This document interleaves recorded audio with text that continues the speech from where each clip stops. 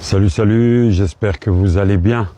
Alors, la garde d'un boxeur, c'est sa carapace, c'est sa forteresse. Tu n'y entres pas. Quelles que soient les gardes, les formes de garde, vous en avez qui sont là, fermés, d'autres qui sont ouverts, mais qu'apparemment, parce qu'ils sont trop habiles et en esquive et en mouvement des bras. La garde peut être de n'importe quel style. C'est une forteresse.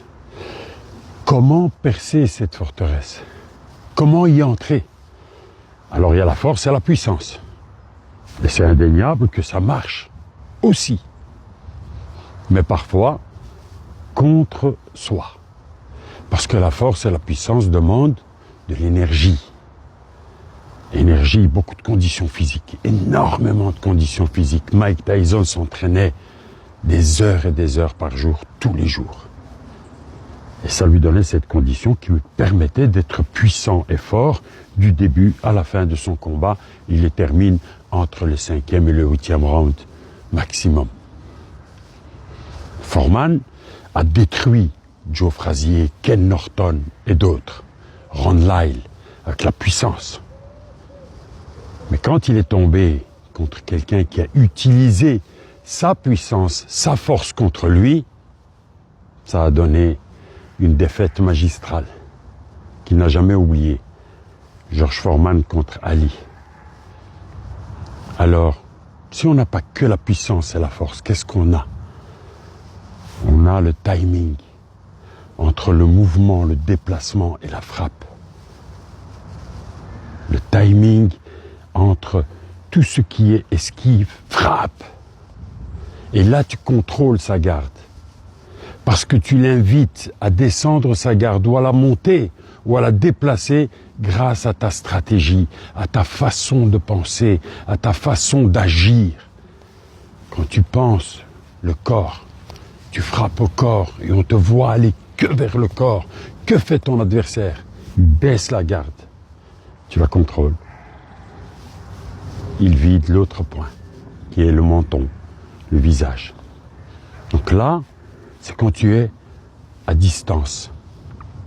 Notre ami Hicham nous a invités à cette discussion, et je l'en remercie, et il nous a donné deux grands spécialistes, un qui manipule la garde à distance, Benavidez, et celui qui la manipule en corps à corps, Roberto Duran, Manos de Piedra. Et il a bien fait, parce que c'est un sujet très important, je t'en remercie Hicham. Alors quand tu es au corps à corps, ne sois jamais avec tes bras autour de ses bras et ses bras à l'intérieur. Non, c'est toi qui dois être à l'intérieur. Et là, ça demande une forme de lutte. Parce que la boxe, ce n'est pas que frapper. C'est déplacer, etc. Mais surtout de la lutte quand tu es au corps à corps.